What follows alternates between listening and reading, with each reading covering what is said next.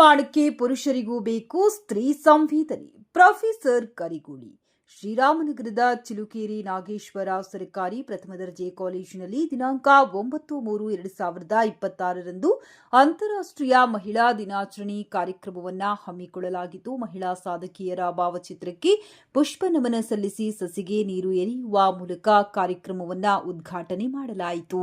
ವಿದ್ಯಾರ್ಥಿನಿಯರಾದ ಮಹೇಶ್ವರಿ, ಯಮುನಾ, ರತ್ನ, ರಕ್ಷಿತಾ ತಮ್ಮ ಯುವ ಮಹಿಳೆಯರ ಛಲದ ಕುರಿತು ಅನಿಸಿಕೆಗಳನ್ನು ವ್ಯಕ್ತಪಡಿಸಿದರು. ಉಪನ್ಯಾಸಕಿಯಾದ ಫಿನಜಾ ಅವರು ಅಂತಾರಾಷ್ಟ್ರೀಯ ಮಹಿಳಾ ದಿನಾಚರಣೆಯ ಔಚಿತ್ಯವನ್ನ ವಿವರಿಸಿದರು. ಸಾಯಿ ಕುಮಾರ್ ಅವರು ವಚನಗಳಲ್ಲಿ ಸ್ತ್ರೀ ಸಮಾನತೆಯನ್ನ ವಿವರಿಸಿದರು. ಸಹ ಪ್ರಾಧ್ಯಾಪಕರಾದ ಡಾಕ್ಟರ್ ಸರಫರಾಜ್ ಅಹಮದ್ ರವರು ಮಹಿಳೆಯನ್ನ ಗೌರವಿಸುವುದು ನಮ್ಮ ಸಂಸ್ಕೃತಿ ನಮಗೆ ಕಲಿಸಿಕೊಟ್ಟಿದೆ ಎಂದರು.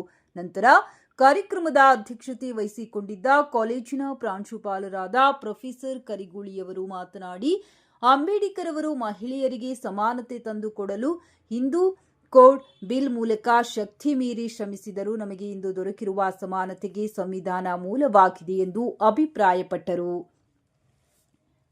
ಸ್ತ್ರೀಯರು ಮುಂದೆ ಬರಬೇಕಾದರೆ ಯಶಸ್ವಿ ಸ್ತ್ರೀಯರ ಸಾಧನೆಯನ್ನ ಆದರ್ಶವಾಗಿ ಸ್ವೀಕರಿಸಬೇಕೆಂದರು. ಪ್ರತಿಯೊಬ್ಬ ಪುರುಷನಿಗೂ ಸ್ತ್ರೀ ಸಂವೇದನೆ ಇದ್ದಾಗ ಮಾತ್ರ ಸಮಾಜ ನಿರ್ಮಾಣ ಸಾಧ್ಯ ಎಂದರು.